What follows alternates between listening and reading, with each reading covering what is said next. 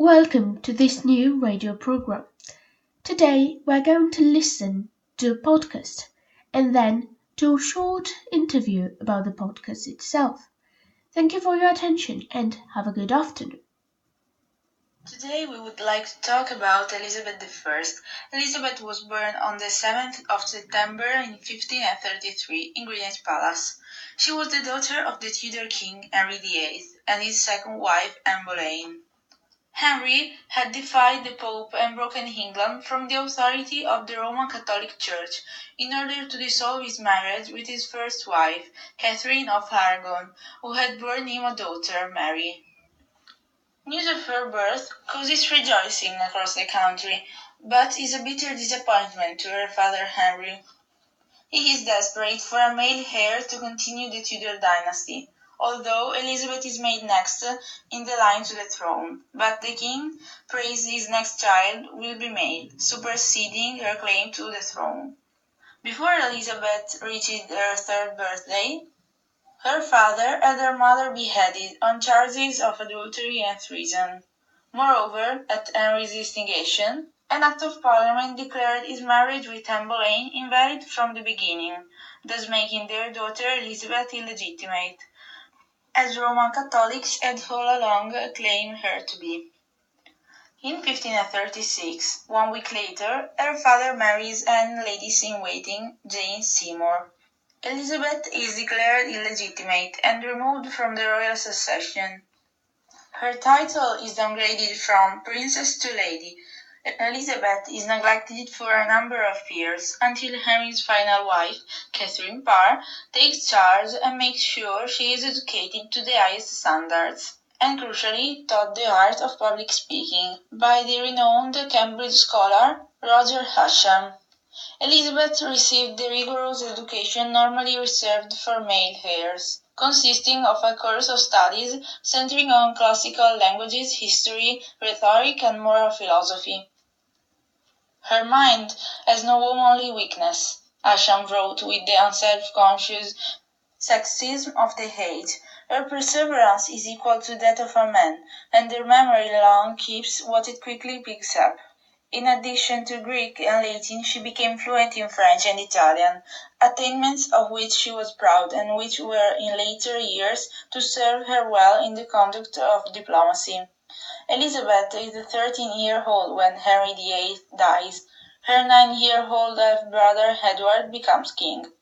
In 1547, Elizabeth joins the household of her stepmother Catherine Parr.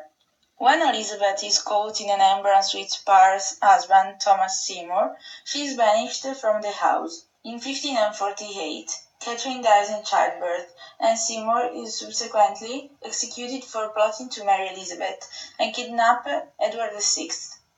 After Edward's early death in 1553, Elizabeth's older sister Mary I becomes queen. Mary returns the country to Catholicism and begins a series of bloody purges of Protestants.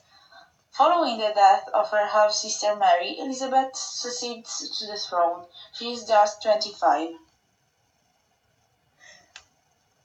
For Elizabeth had inherited a country rocked by religious strife and knows she needs public support to remain queen. The celebrations for the coronation the following year are spectacular. As her procession makes its way through London, on its way to Westminster, she pauses to listen to congratulations and receives flowers and declares she does not want to make windows into men's souls. Elizabeth has many suitors, but the one who comes closest to winning her heart is Robert Dudley, Earl of Leicester. The two are very close, and she appoints him as one of her most trusted advisers. When his wife, Lady Amy Dudley, dies suddenly in suspicious circumstances in 1560, rumours start spreading about the nature of Robert's relationship with the Queen. However, Elizabeth ignores the rumours. The precise nature of their relationship remains a mystery to this day. At one point, the Parliament refuses to grant Elizabeth any further funds until the matter of her marriage is settled. This angers the Queen, and, using her skills of rhetoric, she lambasts members of Parliament, saying that the welfare of her country is her priority, not marriage, and Parliament should keep out of her personal matters. She will marry if and when it is convenient. Elizabeth looks beyond Europe for opportunities to expand trade and increase the nation's wealth. Her reign sees many voyages of discovery. In fact, in 1580, Francis Drake becomes the first Englishman to circumnavigate the globe, and in 1585, Sir Walter Raleigh set up a colony of about 100 men on the east coast of North America, which he names Virginia, after Elizabeth I, the Virgin Queen. In 1587, Elizabeth's Catholic cousin, Mary Queen of Scots, is under house arrest in Chardley Hall, Stafford, where she poses a threat to Elizabeth. Elizabeth built up an extensive network of spies headed by Francis Walsingham to help protect her. He implicates Mary in a plot to depose Elizabeth, and she is tried and convicted of treason. Elizabeth is reluctant to execute her cousin. She doesn't want to set a precedent by executing an anointed monarch. After months of prevaricating, she finally has Mary beheaded at Fotheringay Castle. After the death of Mary, Queen of Scots, the Pope urges Philip of Spain to invade England. England and Spain have long been bitter rivals, and Philip launches a great fleet of ships known as the Spanish Armada. Elizabeth is adamant she will retain her crown and that England will remain free from the influence of Rome. She addresses the troops encamped at Tilbury, saying she will fight by their side. The Armada is engaged by the Royal Fleet in the Channel and then driven to the North Sea by strong winds. Only half of the 130 ships make it back to Spain. Elizabeth dies at 69. Known forever as the Virgin Queen, she remains unmarried and childless until the end. In her final years, Elizabeth's reign is beset by problems in Ireland, and her failing health, the mourning which follows her death is unprecedented. Many ordinary Londoners take to the streets to watch Elizabeth's journey to her final resting place in Westminster Abbey. As Elizabeth leaves no direct Tudor heir, James VI of Scotland, the son of Mary, Queen of Scots, is named king. The Tudor dynasty that has ruled England for 118 years comes to an end.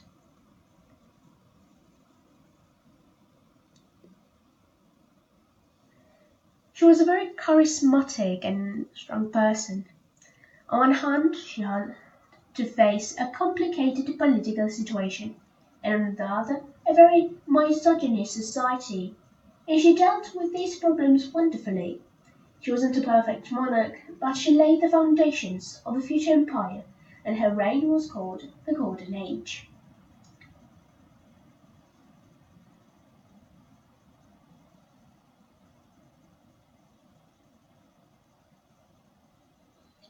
One of the greatest mysteries concerning her life is the fact that she didn't marry.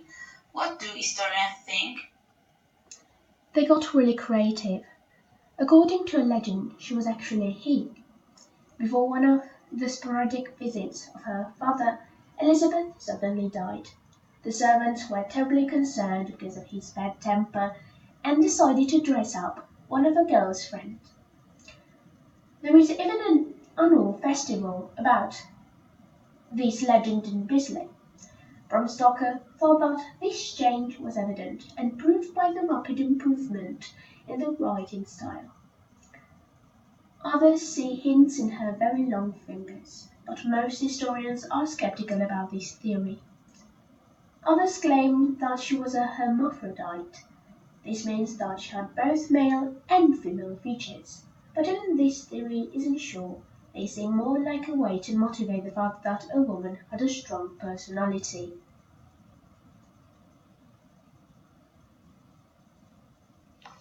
For the curious people out there, would you recommend some films or books? Yes, of course. There are many films on this topic concerning different aspects of Elizabeth's life. Young Bess in 1953 is about her teenage life. Elizabeth, 1998, which is absolutely beautiful but lacks historical accuracy in the private lives of Elizabeth and Essex in 1939. If you want more precise information, it is better to watch the BBC series Elizabeth Regina or the Channel 5 documentary. Then, to a native English child or a non-native teenager, I would also suggest the Horrible Histories videos. They are absolutely hilarious. Last but not least, books. There is a lot of specialistic material, so I would just mention a few authors like Elizabeth Plowden, Elizabeth Weir, David Starkey, and Somerset, etc.